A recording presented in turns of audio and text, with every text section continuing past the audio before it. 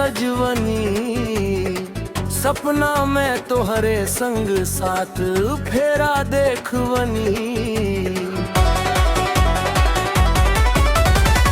दूसरा संग घूमत देख दिल घबराई, सोना सोना जान हमके समझ में आई।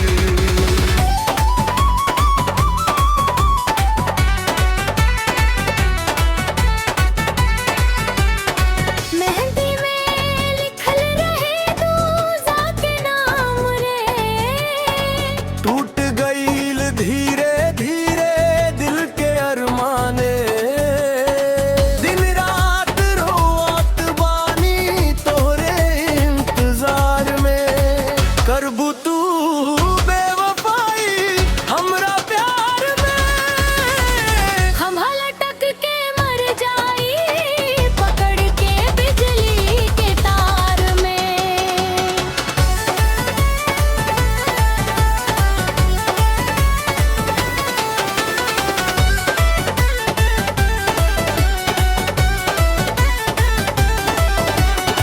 मोबाइल पर रात भर बातियां चलवले, प्यार के कसम खा के दिलवा बहलवले।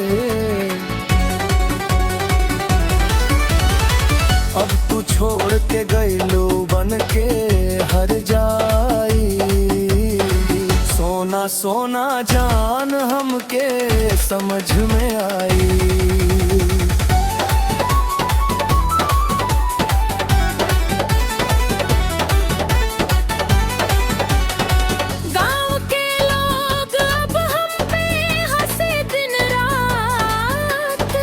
टूटल दिले के घूमी अकेले हर बात, करबू तू